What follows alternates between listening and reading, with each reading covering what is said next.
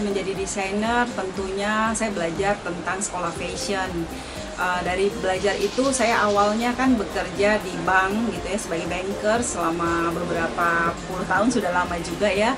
Ketika itu saya memutuskan untuk resign dari bank asing tersebut, lalu saya mau buka bisnis fashion ini. Saya tentunya ya sekolah fashion, belajar tentang bisnis dan lain sebagainya.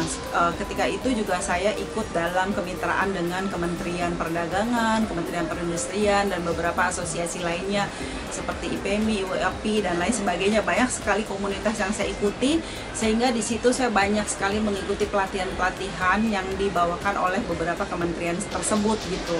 Jadi saya mempersiapkan diri untuk menjadi pebisnis yang memang handal, siap, dan tentunya karena dari pengalaman-pengalaman tersebut, sekolah tersebut, sehingga saya punya modal untuk menjadi desainer gitu. The Cantik berdiri sejak tahun 2014. Awalnya dari satu toko, kita juga bergerak di bidang fashion yang modest fashion. Awalnya The Cantik memproduksi baju-baju casual, baju-baju daily untuk ke kantor dan sebagainya. Tapi dengan berkembangnya waktu, hingga sekarang The Cantik sudah menemukan DNA-nya, kita memproduksi pakaian-pakaian muslimah yang premium. Jadi ada yang etnik, ada juga yang modest fashion. Gitu. Awalnya berdiri dari tahun 2014, ada di satu toko, berkembang lalu ada di beberapa toko. Awalnya saya suka banget dengan passionnya memang di fashion gitu. Saya suka sekali dengan dunia fashion, saya suka sekali dengan model-model pakaian-pakaian gitu ya di fashion. Jadi sehingga saya sangat punya ketertarikan yang sangat tinggi di bidang fashion. Lalu kayaknya pengen deh buka bisnis di fashion, karena itu memang kesukaannya saya gitu. Jadi saya menjalankannya juga secara happy gitu ya, karena memang itu hobi saya.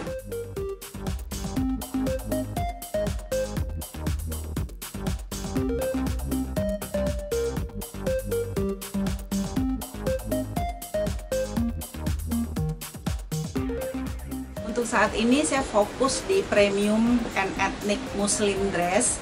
Jadi fokusnya adalah gaun-gaun pesta muslimah gitu. Karena awalnya kan saya sendiri mengalami ketika saya mau pergi ke pesta tuh, untuk kita yang berhijab tuh agak susah sekali cari yang memang pengen tampil beda dari biasanya.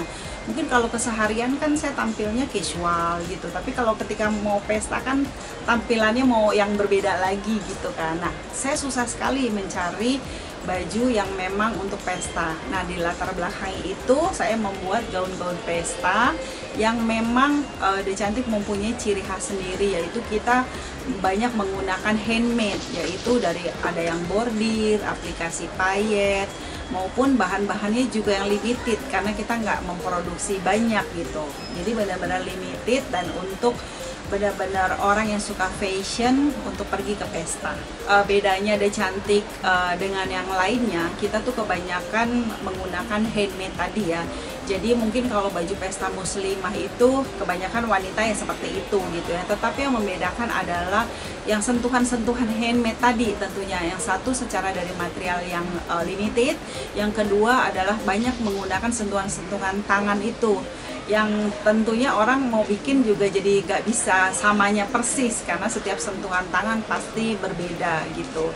Jadi kebanyakan kita memang menggunakan handmade untuk payet, bordir, dan lain sebagainya yang akan menambah, mempercantik dari gaun itu sendiri.